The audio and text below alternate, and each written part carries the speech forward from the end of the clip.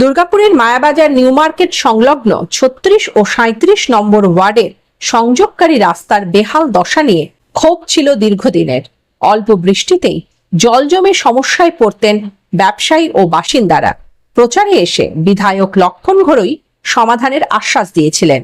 রবিবার বিজেপির মুখপাত্র সুমন্ত মণ্ডলের নেতৃত্বে কর্মীরা ট্রাক্টরের সামগ্রী এনে রাস্তার সাময়িক মেরামত করেন।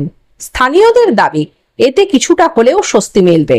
দ্রুত সরকারিভাবে স্থায়ী সমাধান করা হবে বলে জানিয়েছেন সুমন্ত।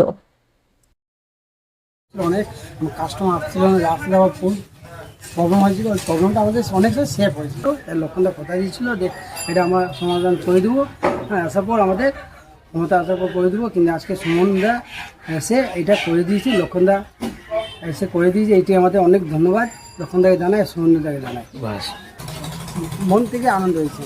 এটা এই রাস্তার যে বেহাল দশা, এটা মাননীয় বিধায়ক ভোটের আগে দেখে গেছিলেন এবং জল জমে রাখছিল। তাই ক্রমাগত বারবার বলার পরেও এই রাস্তার কাজ সম্পূর্ণ হচ্ছিল না। বর্তমানে বর্ষাকাল চলছে, মানে বর্ষাকাল শুরু হবে, তাই এখানে বারবার জল জমছে।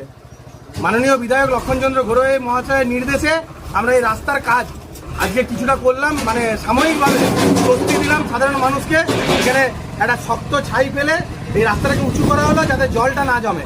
আর আগামী দিনে দুর্গাপুর মিউনিসিপ্যাল কর্পোরেশনের যখন ভোট হবে, দীর্ঘদিন ধরে এই ভোট হয়নি, তার জন্য এই বেহাল দশা রয়েছে, বেহাল দশা হচ্ছে। কিন্তু ভোট হওয়ার পরেই এই রাস্তার কাজও সম্পূর্ণ হবে। আজকে আমরা সাময়িকভাবে যাতে এই রাস্তাতে জল না জমে এবং বর্ষাকালে যাতে সমস্যা না হয়, মানুষের যাতে পড়ে যাওয়া বা অ্যাক্সিডেন্টের মতো একটা ঘটনা ঘটার সম্ভাবনা ছিল, সেটা যাতে না হয় তার ব্যবস্থা আমরা করলাম। ভারতীয় জনতা পার্টির সকল কার্যকর্তা আমরা আজকে এখানে থেকে এই কাজটা করলাম। জয় শ্রীরাম!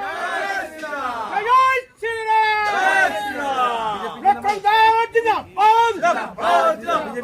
বিজেপি জিন্দাবাদ! লক্ষণদা জিন্দাবাদ!